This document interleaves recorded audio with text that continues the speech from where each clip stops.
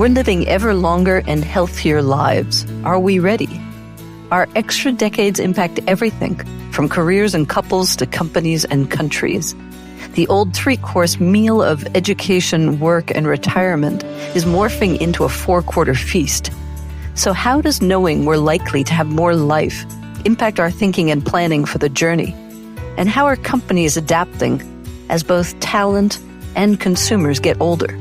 I'm Aviva Wittenberg-Cox, and this is 4-Quarter Lives. John Bateson is a career marketing and consumer analytics expert. I discovered him through his Substack newsletter, Consumer Ageism, which I highly recommend. It's a weekly source of in-depth data and reports on all things to do with the longevity economy and how companies are thinking, or rather not thinking, about third-quarter consumers. One of his favorite beefs, which I intensely share, is his frustration with the noise levels in restaurants, not to mention menus that are printed in light gray, tiny fonts impossible to read without dragging out your phone and turning on the light. Here he shares a broad overview of how and where companies are thinking about longevity. John Bateson, I'd like to welcome you to 4-Quarter Lives. Thank you so much for joining me. My pleasure, my pleasure. I have discovered you as the weekly writer of a wonderful Substack newsletter called Consumer Ageism. And I wondered if you can share with us, why did you start it and what have you learned writing it for the last year and a half? Yeah, it's been a long time.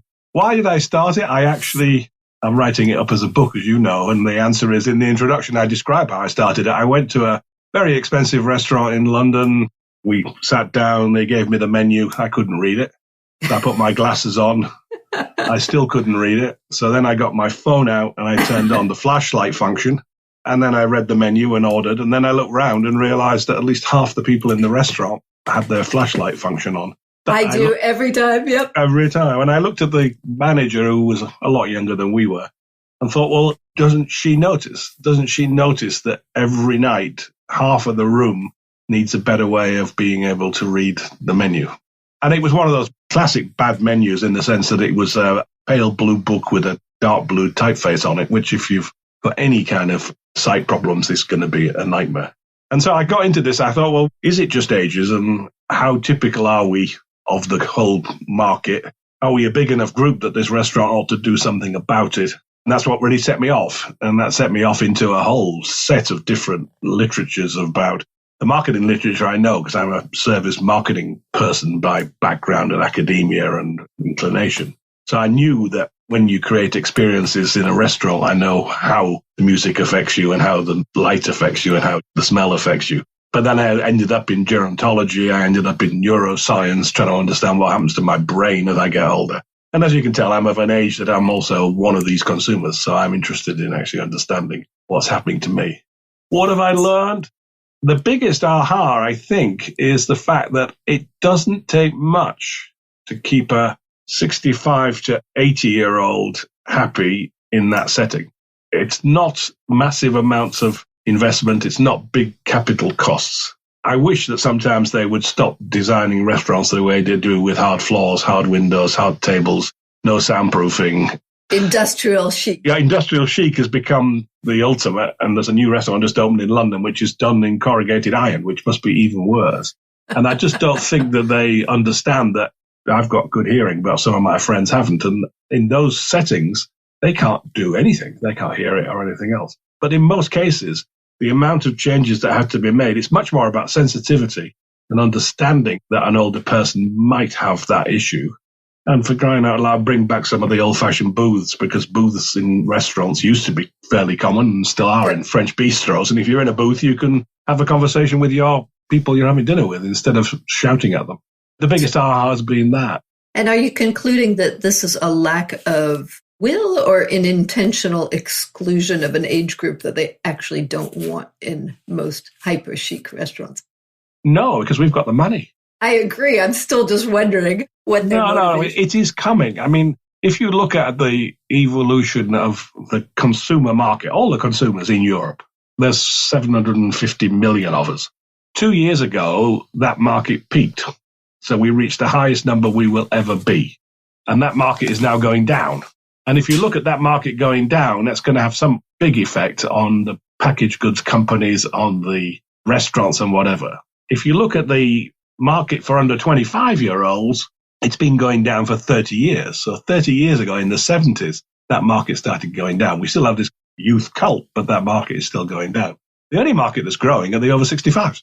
And they're going to grow from 142 million of us this year to 203 million by that 2050. We're going to grow dramatically in terms of numbers. So if you want a market that's growing in terms of numbers of consumers, there's only one market left, the over 65. Very interesting. So before I launch into, okay, so this has been shifting for 30 years and we haven't really gotten the kind of responses we might have expected, I want to just go back one moment to explore, before we get into all of your ideas, is a little bit about your background and how you got to be so interested in this. And you know that I think in quarters, so I'm wondering if you could summarize your Q2 and Q3 for us in just a few words. You've done an awful lot of different things. In my case, you have to do it in decades. So I was a chemist, did an MBA, discovered marketing, did a decade in marketing, including in Lever Brothers running soaps and detergent brands. Then I went to the Harvard Business School, so I'm reinventing myself each decade, and did a doctorate in marketing and became an academic. So I spent 10 years as an academic at the London Business School and the Stanford Business School. And then I reinvented myself again and joined a consulting company called the Mac Group, which was run by the faculty of the Harvard Business School, as a partner, and spent 10 years as a consultant and ending up running a big piece of the Gemini Group, which was the whole IT group. Then I had a decade as a chief executive originally of a public company on the London Stock Exchange. And then I led a management buyout and bought the company. And we bought it for only 100 million, sold it for 600. So we did a good deal. And then the last decade, which is where we're in now, I'm kind of doing the best of every bit that I enjoyed. So as an academic, I've gone back to being an academic. I've always written, even during the time I was at work. I've been publishing that whole time. And I have a textbook in services marketing. I've always been an academic and I enjoy writing. I'm doing that. I'm going back to consulting, but I'm only going consulting because I like to go and play with other people's problems. So I'm doing the fun part of consulting rather than running 4,500 consultants, which I was at one point. And then having been a business person, I'm chairing businesses, and I'm chairing businesses for usually companies that are owned by private equity. And I even had an entrepreneurial spurt about 4 years ago, and I started my own private equity business based in Tehran. As one does. As one does. And then 4 years ago is the incident with the aging, which I think if you read the first edition of my newsletter, it says this is an intellectual journey. It's an exploration. If you want to come along for the ride. And that's basically what it's been.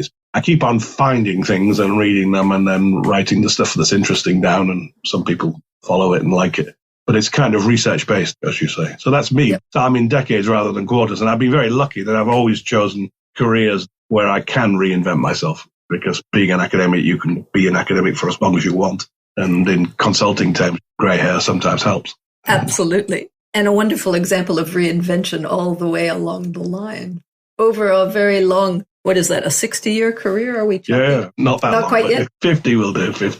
So really this interest in aging is a recent addition to your others, but you're very well positioned to understand where the interests for a market and a business might be in this longevity economy space that we're discussing. So as you say, back to the point of what is this market opportunity, and is anybody actually addressing it? Are companies interested in this? As you say, it's been decades that the demographics have been shifting. Are we seeing real response yet? Are we still waiting for it? What is your evaluation?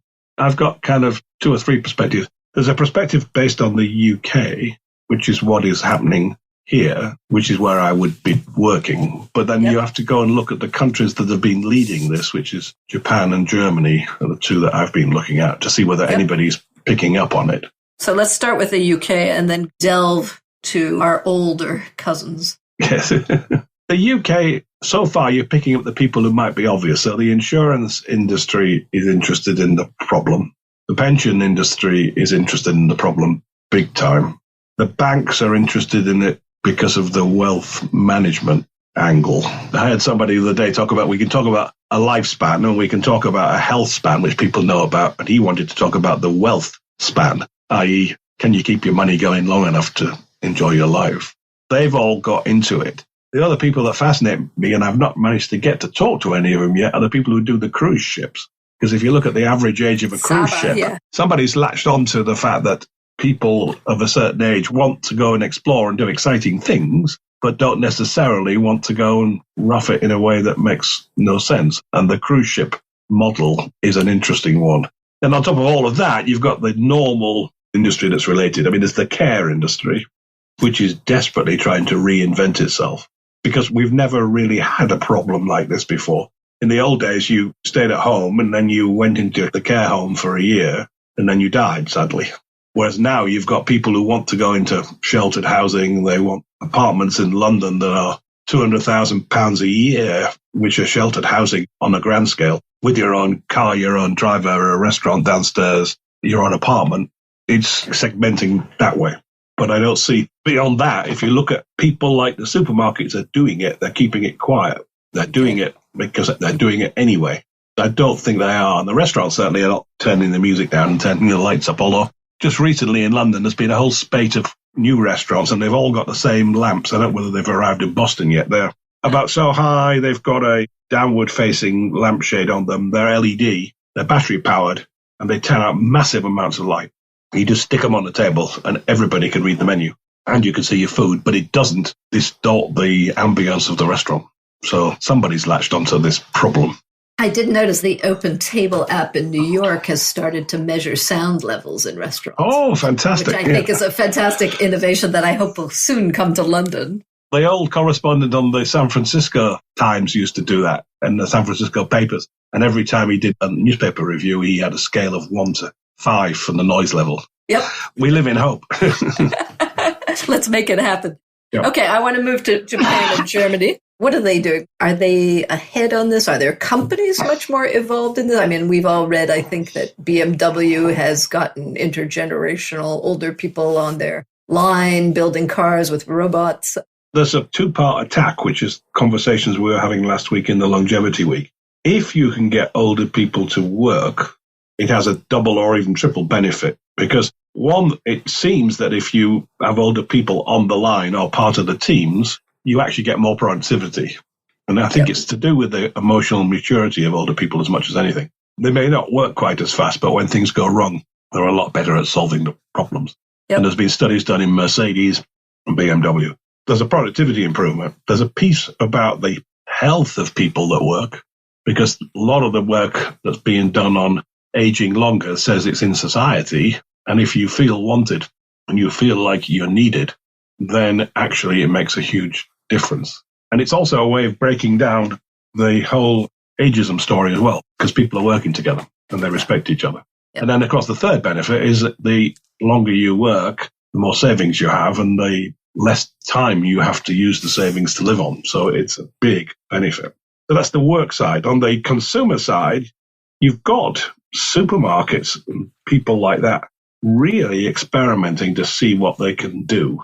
And that's everything from making the aisles wider so that older people can bend over and pick things up because you need more space. Supermarket trolleys that have got kind of inertia system in them so you can lean on them, so you can use them to support, to the food systems and the signage and making sure that things are in the same place. And it goes all the way to the credit card machines. I mean, for whatever reason, I don't know who's done it. I've got to find out. If you look at the way the credit card machines are going, they're getting bigger. The screens are getting bigger. The screens are getting brighter, which is a real help if you have any kind of sight problem or if the lighting is dim or whatever. The problem they've got there, it's the same problem they've got in Japan, is what do you call it? They're calling it the Grand Generation Store, but nobody's found a name. If you called it the Older People's Store, no one would come. Yes, I thought the lesson, and you better than anybody can answer this, I thought the marketing secret to old age was never to segment it separately from everybody else, is to somehow include them in the broader. Just include them. And I think there is an argument that says if you design it for an older person, it doesn't do anybody else any harm. And in fact, it might help them. 50% of the people at 40 need glasses. So if you make a bigger computer screen to read the credit card machine, it's going to help the 40-year-old who's forgotten their glasses just as much as the 70-year-old. The big advantage that Germany's got is that their towns are designed in such a way that they're very pedestrian and public transport friendly. And that makes a huge difference if you've got an aging population that doesn't necessarily want to drive anymore. So the mobility problem in Germany is orders of magnitude less than if you were in the US. And I know you're in Boston, so if you want to go to one of the big malls, you'd probably get on the subway and go downtown and do that route through the malls. But if you want one of the ones on the ring road, you need a car. When I first got to Boston to go to Harvard, I didn't have a car. And I ended up having to have my friends on the program with me take me to the supermarket because there was no way you could go to the supermarket. Now, luckily, they deliver. That particular need has moved on. Well, but that's part of the infrastructure that's being built. I mean, the whole COVID infrastructure has created this massive delivery mechanism, which is bound to help older people without people even realizing it. And the home delivery of food and Uber Eats and all the rest of it is all playing into the hands of older people.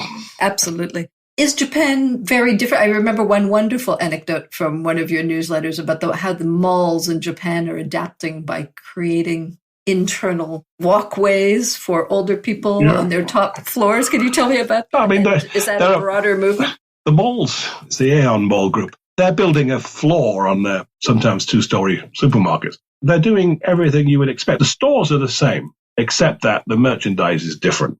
So in the sports shops, instead of selling football boots, they're selling walking shoes. Their store looks the same. It's got different merchandise. The mall itself, which is undercover, is covered in carpet because there's nothing worse if you've got old feet than walking on those hard marble floors in the mall. The carpet is marked up in distances so you can do laps and know how far you've gone.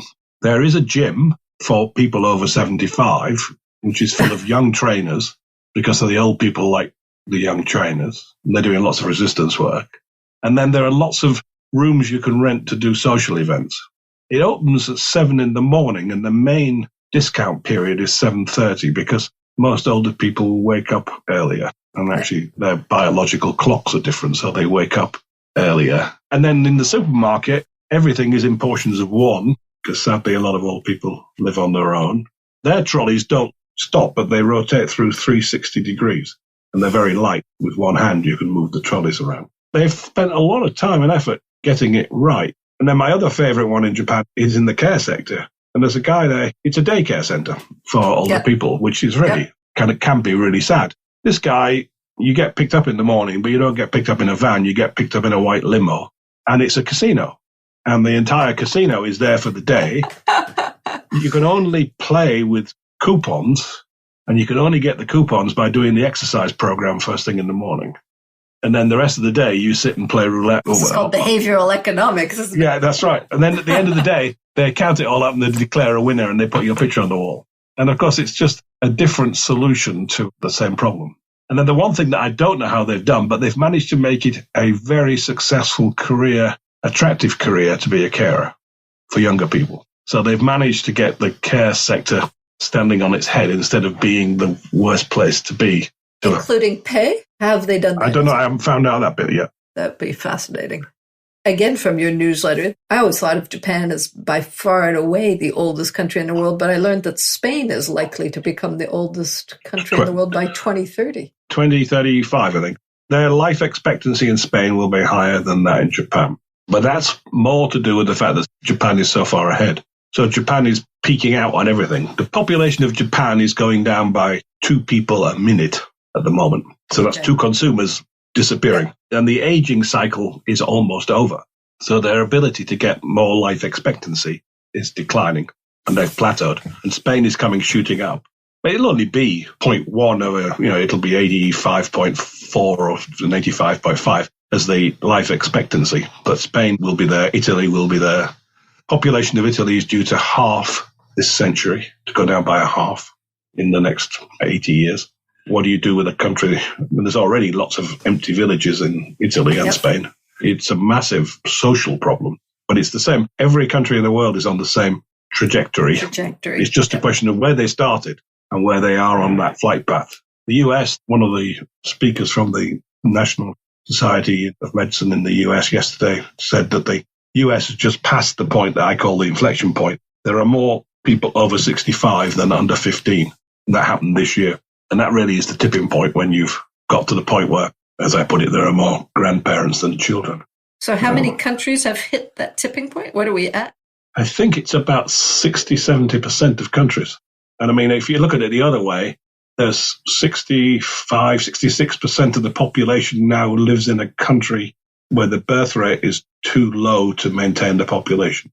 So in reality, that's the beginning of this tipping point. For a while, longevity can compensate for the decline in the population because there's no children. Last Christmas, I wrote a Christmas newsletter, and I'm trying to work out if I can do it, but I want to work out what a family Christmas will be like in 30 years' time. Because if everybody's an only child...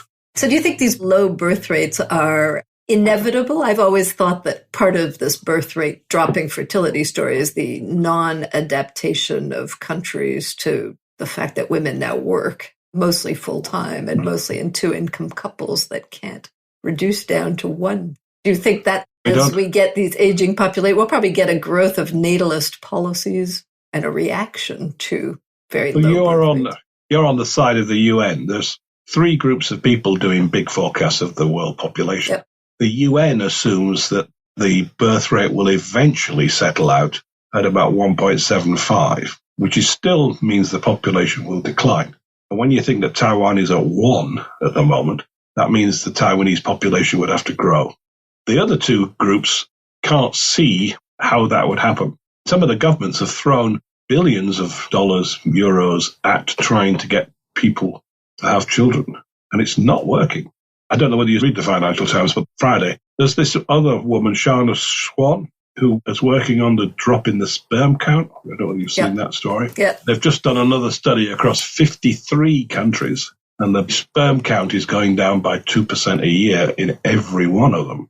And they think it's the chemicals. They think there's a couple of chemicals that are affecting the hormone imbalance, and that affects women as well. So that your chances of everything coming together is getting lower. And if you insist on trying to have children when you're 35 or 40, the chances are getting smaller and smaller and smaller. So I don't know. I'm not optimistic, but I can't believe that we're going to self-destruct humanity. Yeah, it's something to watch, but I find always a bit amazing that these curves of fertility dropping are seen to just be extrapolated automatically. We will see, but the climate change activists would certainly support that trend and see this as a solution. But the climate change models are already using that data. Yeah, I know. So it's not like they can put new data in. And I think that now, even the UN believes that the world population will peak this century. The guys out of Washington, Seattle, saying it'll be 2060, 2065, the world population will peak. And they're forecasting that by the end of this century, the world population will be back where we are today.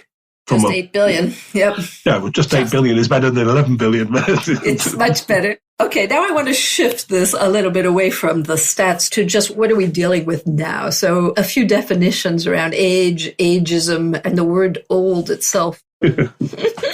When do we become old in your mind? Is that a term that you embrace, refute, want to rebrand? How do you react to it?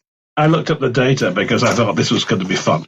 There was a big survey in Europe, 26,000 people. The question was, when would you be regarded as old?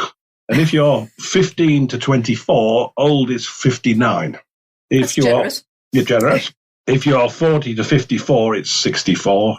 If you're over 55, it's 67. The US data says that only 6% of people over 65 think they're old. And the Japanese have got a campaign going from the Society of Gerontologists where they want to change the definition of old altogether. So pre-old is 65 to 74, old is 75, and super old is 90. Lovely. Okay. And the problem is, if you label something as old, then the danger is that the stereotype kicks in. And yet, at the same time, if you're a campaign group and you want to recruit people, you've got to have a definition of old. To my mind, old is 75, 80, because the answer is, I've got older friends than me who go out to help their old people. So we might agree with Susan Golden that we have to dump the age business and just go to stage and life stage and where anything. But the conundrum is that from a mental point of view, the neuroscientists will tell you that we can't hold everything in our memory. It's too much. It's like downloading Netflix. So we categorize and we simplify and we hold the basic patterns. And then when we want our memory back, we join the patterns up. which means by definition, we stereotype. We have to stereotype. And the problem about that is that old is a stereotype, same as the young. We talk about the young. Well, there's no such thing as the young, and there's no such thing as the old, because everybody is different anyway, especially if you're old. Isn't it also a little bit like AI? Our stereotypes are programmed with old data from the past and not updated with what people actually look like now at 60 and at 80, which is rather dramatically different. Yeah, we're getting there to an extent. There's a bunch of people who do media studies, and they've been looking at how old people are portrayed in television and advertising and films. It's clear that up till about 1990, the old person was the classic, what I call the fourth ager, poor, decrepit. It was the janitor who lived in the corner of the building. That has moved. It's moving in the right direction. So people are looking healthier. They look more energetic. But the roles that they're being called upon to play in the programs are still subsidiary roles. So they're still, I use the example of the detective program. So they're still the assistant to the inspector. They're not the inspector. Yep. And we're only now getting programs where the old people are really the stars. And it's just starting to happen now. Grace and Frankie and people like that, and some of the detective. But that's comedy, and that's safer than doing it in a detective program. But the Crown. The Crown, yeah. The ultimate old lady star. So the stereotype is moving, but it's not really getting through, I don't think. I'm curious to see your thoughts of ageism in the corporate world and the business sector. How old were you when you became CEO? Well, I was 40. I mean, I was told quite nicely when I retired that I wouldn't get another CEO job, which is very odd because in America, I would just be starting my CEO role. So the US is ahead in that model. In the UK, for whatever reason, young CEOs are the name of the game. Even at the top of the organization, there is ageism. And the ageism in employment, I think, is quite tough. I mean, I think, to be honest, it works at both ends of ageism. I think the young people have problems getting on the ladder. You're either too young or too old. The Goldilocks moment is that's right. Very narrow. I missed it. Oh, no, I missed my Goldilocks moment. What's it going to take to change? So what do you think? Again, we're looking at these demographic shifts and talent wars. That one I'm not worried about, because if you're in China, the working population, that's the people who can work, between 20 and 64 is going to shrink by a half. They're going to be back to about 1960. So they're going to need everybody they can to go work. That's happening here in the UK now. It's happening across Europe. It's happening in America. People think that the skill shortage is something to do with COVID. You could predict it from the demographics. There were more people leaving the workforce than were joining it. So therefore, without immigration, it doesn't match. If you've got that level of shortage, the pressure will be on, first of all, to get the 55 to 65s working to the same level as everybody else. And if you're working at 65, why not work till 70? That will solve itself in terms of just the shortage of people to do the work. People worry about losing jobs to AI. We're going to need all the AI we've got to keep the machine running. You're fairly optimistic that we'll actually attack this corporate ageism just by sheer talent pressure that they have to. For recruitment, for the consumers, different question is how long does it take people to wake up to the fact that there's a $22 trillion opportunity waiting. And I mean, McKinsey did the work, and they said that if you go and take any of the big consumer companies like Unilever or Procter & Gamble, half of their growth has come from the increasing numbers of consumers. But if that goes negative, so it's going from growing 2 to 3% a year more, and then it's going down at 2 to 3% a year, then all of a sudden they've got a massive problem being able to grow their earnings. So they're going to have to be creative about how they get to people and what they try to do. And who's got the purchasing power, which you will, I think, underline is mostly held by the over 50 group? Yes, and I mean, it's partly a generational baby boomer, lucky bought property and type argument. It will be about older people going back to work, wanting to go back to work. I mean, everybody thinks it's kind of bad that older people go back to work, but a lot of older people don't want to stop working. Yep. In fact, how many stories are there of on Friday you're the chief executive and on Monday you're Bob? And the transition is just brutal for people whose identity is tied up with their jobs and whose social life is tied up to their jobs. So you have to make much more flexible ways for people to work, but to fit it into some kind of plan of a different kind of life. But that's what the young people are asking for as well. And the parents who are trying to still have at least 1.2 babies. Yeah. So can you name some companies that have been more or less, I've done some work on Unilever's internal U-work gig economy inside of the organization. Do you know any companies who are becoming more flexible internally on the talent side or more responsive on the consumer face? The one I had the other day, which was fascinating, which is 7-Eleven in Japan. Those are the same 7-Elevens you have in the US, and they run all night. And about 80% of the night shifts are now run by people over 65 because they've discovered a market of people who want to work in the evenings, who don't mind staying up late, don't mind being in a warm shop, being sociable in a brightly lit place rather than sitting at home on their own. So, is that because they're doing part-time? I think they're doing gig-type work. Yeah. I mean, I did a project where we were looking at one of the big charities in the UK, and they were trying to get non-paid workers to come in and help them, but they couldn't make it work. And eventually they built a gig economy solution. You can sign up for any period you want. You just have to sign up. And if you sign up, you have to come. Right. And so they were resourcing the entire building of fences and the opening of the shop and all the other things on a gig-based model with voluntary workers. So I think it can work from that point of view. More and more people are getting used to that gig solution. And I think care workers will go the same way, especially the voluntary care workers. There are various people creating apps and programs to get voluntary care workers to the right place at the right time. So gig models may liberate our old to work longer and more flexibly. What about the consumer side? Who's any good at responding? We talked a little bit about cruise ships, but if you're looking at the UK, any companies you might spot who are really going? Well, you've got Saga, who basically said that they were going to be a company for the over 50s, and they've clearly got a segment there. I mean, they are. Whether you should be separating older people and putting them on a boat on their own, because that creates more ageism. The more you separate people, the more likely they are to look down on each other.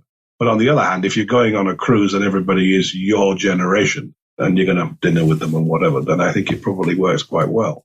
I just don't see them, that they're not innovating. They've done the cruise ships and they've done the insurance. They've worked out that older people have less accidents in their cars, and so they can offer them better deals and things like that. But that's the only one you can think of in the UK, which has deliberately said, this is what we are doing.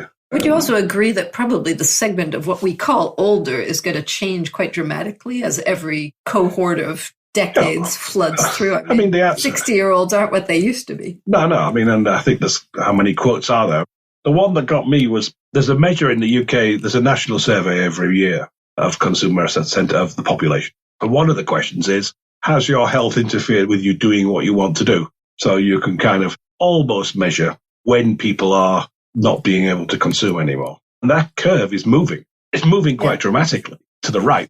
The 70-year-old today has got the probability of a 60-year-old 10 years ago. It's moving so fast, this improvement in health, that my message on ageism is we're putting a stereotype which may or may not be right 20 years too early. So at 60, we're treating people like they were 80 in our mental model of what a stereotype is. And therefore, you've got to break down that view of the world.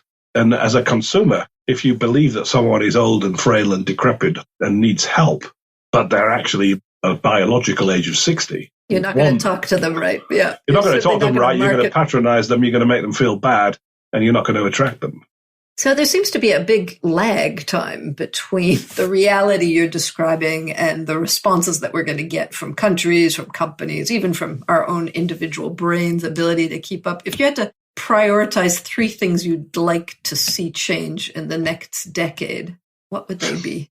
One, just as a personal thing, I'd like to get rid of the Scandinavian bare-boned restaurant model. I'm with you on that one. That's too good. It's too noisy. The bar and the kitchen have been combined with the restaurant, and then you've taken all the soundproofing away, and you wonder why no one can hear anything. And I think it's probably illegal because I think the average noise level is above the legal limit for people working there. Somebody's got to go and get hold of these architects, these interior designers, and do something about it. Or we need a technological solution that will achieve the same thing. But that's just a personal thing. I mean, the ageism agenda is huge. I'm not sure that having advertising campaigns against ageism is going to do it. I'm not sure that education is going to do it. it is actually about mixing older and younger people together and preferably getting them to work together so that younger people can see the value added of older people. That will attack ageism. But ageism, it affects everything else. It's pervasive. And it's also, somebody said the other day, it's multiplicative, I think was the word she used. If you're old and female, or you're old and black, or if you're old and disabled, the effect is multiplicative. So it's really bad news from that point of view. So ageism, employment, ageism are the two big levers into this process. And then I just want somebody to fix care as a concept. And I think there's a huge business opportunity to industrialize the care sector. I sat next to somebody at this conference the other day. All he had was a passive monitoring system that could go into the house of an old person. It just tracked movements. And what he wanted, which seemed to make sense to me, but he couldn't find anybody to buy it, was when the caregiver comes once or twice a week, they can come in and they can say, "How are you today?"